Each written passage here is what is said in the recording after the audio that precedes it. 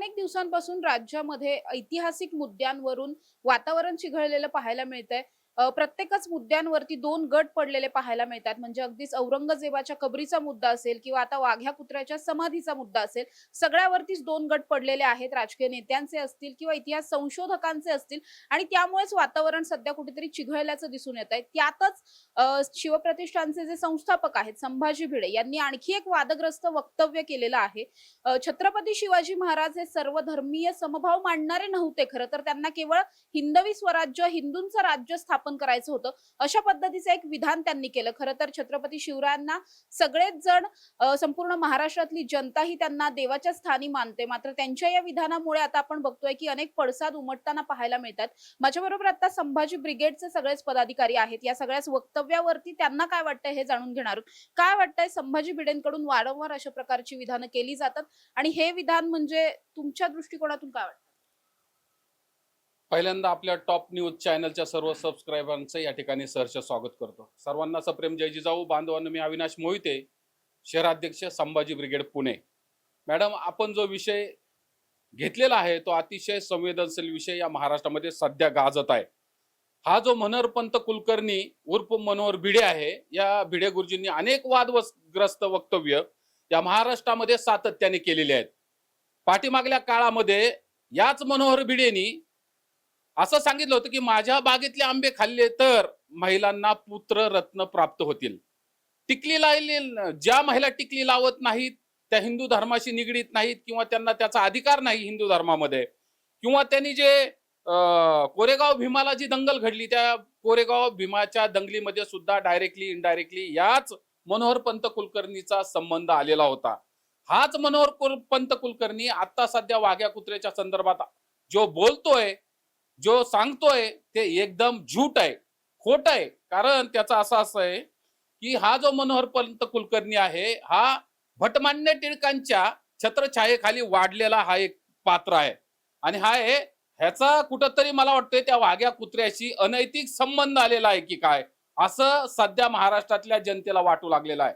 हा मनोहर भिडे कुलकर्णी जो सांगतोय की वाघ्या कुत्र्याची ही कथा सत्य कथा आहे. बांधवांनो, ही एक दंत कथा आहे हे आपल्या सर्वांना माहिती, कारण त्याला कुठलाही इतिहासामध्ये पुरावा नाही, संदर्भ नाही, तसं कुठंही लिखाण आज तागायत आढळून आलेलं नाही.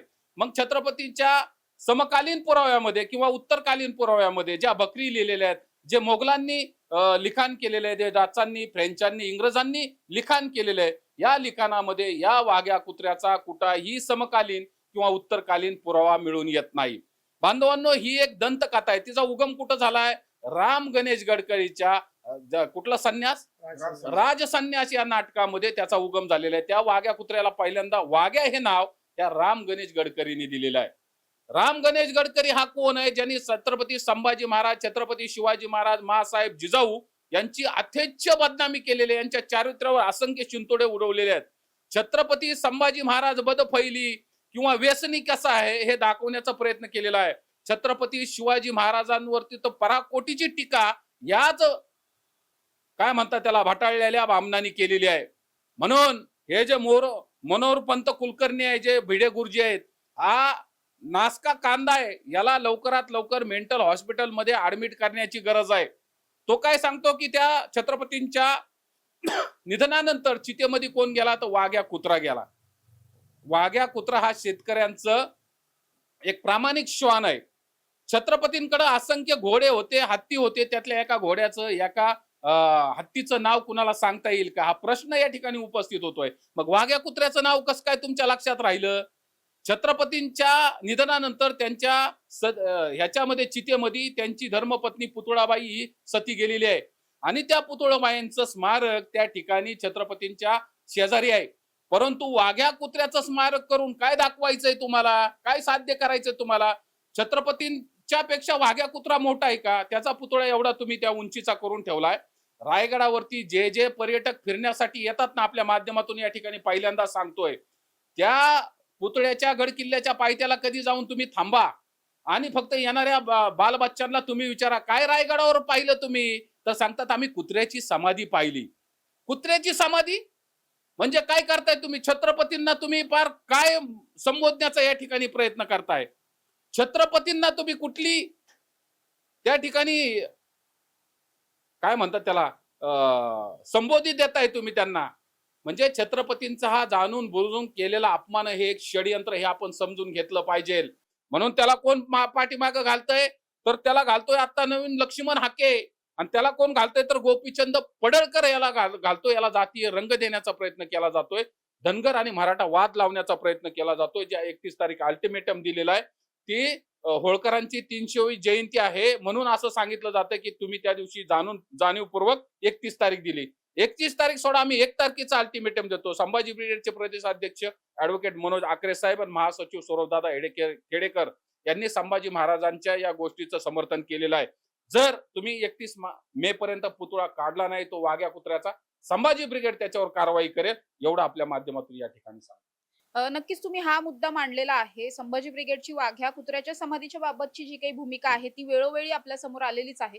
मात्र पुन्हा एकदा मी मूळ मुद्द्याकडे येऊ इच्छिते, कारण जे काही संभाजी भिडे बोललेले आहेत की छत्रपती शिवाजी महाराज हे सर्व धर्मीय नव्हते, त्यांना केवळ हिंदूंचं राज्य निर्माण करायचं होतं.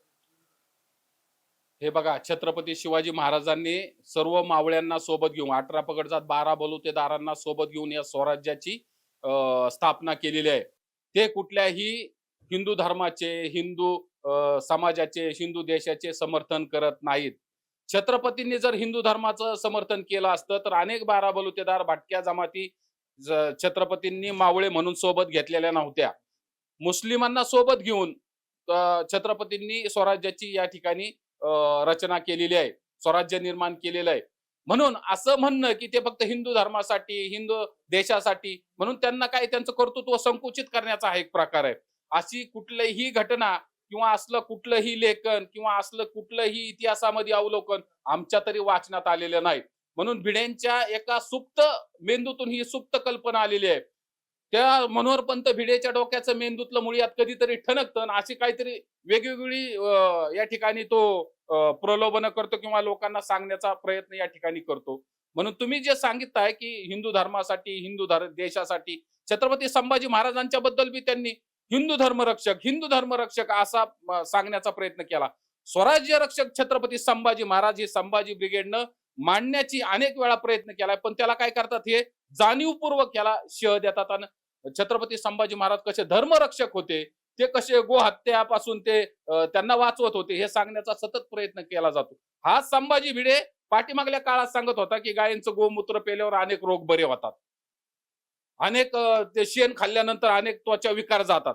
हे खरं आहे का? हे तुम्हाला पटतंय का? शेण आणि मूत्र पिल्यानंतर शरीरातल्या व्याधी जातात का? सरळ आणि सोपा हा प्रश्न आहे आणि त्याचं उत्तर सुद्धा तुम्हाला माहिती आहे. तरी सुद्धा काय करतात, हे वारंवार आपल्याच 18 पगड जातीतल्या 12 बलुतेदारांची डोकी भ्रमिष्ट करण्याचा एक प्रकार आहे. म्हणून हा जो भटमान्य मनोहरपंत कुलकर्णी उर्फ भिडे गुरुजी आहे ना, हा स्वतःला जे शिवप्रेमी, शंभूप्रेमी समजतो, ते एकदम दादांत खोट आहे असं म्हटलं तरी या ठिकाणी वावगं ठरणार नाही. नक्कीच आपण बघतोय की माझ्या बरोबर संभाजी ब्रिगेडचे हे सगळेच पदाधिकारी होते, जे काही वक्तव्य संभाजी भिडे यांनी काल परवाच्या प्रेस कॉन्फरन्स मध्ये केले, त्याचे पडसाद आता राज्यभर उमटताना पाहायला मिळतात. राज्यभरातच त्यांच्या या वक्तव्याच्या विरोधातली सुद्धा आता वक्तव्य समोर येताना दिसतात. टीका टिप्पण्या सुद्धा होतात. छत्रपती शिवाजी महाराज हे सगळ्याच धर्मांचे, इथल्या प्रत्येक जनतेचे राजे होते. ते कुठल्या एका धर्माचे नव्हते. त्यांना कुठल्या एका धर्मासाठीच केवळ स्वराज्य स्थापन करायचं नव्हतं, तर सगळ्यांसाठीच एक सखोल राज्य असं त्यांना उभं करायचं होतं, जिथे सगळेच भारतीय जे आहेत, सगळेच महाराष्ट्रातली जनता जी आहे ती अगदी शांततेत नांदेल अशा पद्धतीच्याच प्रतिक्रिया सध्या उमटताना पाहायला मिळतात. कॅमेरा पर्सन निलेश सह समृद्धी जाधव, टॉप न्यूज मराठी, पुणे.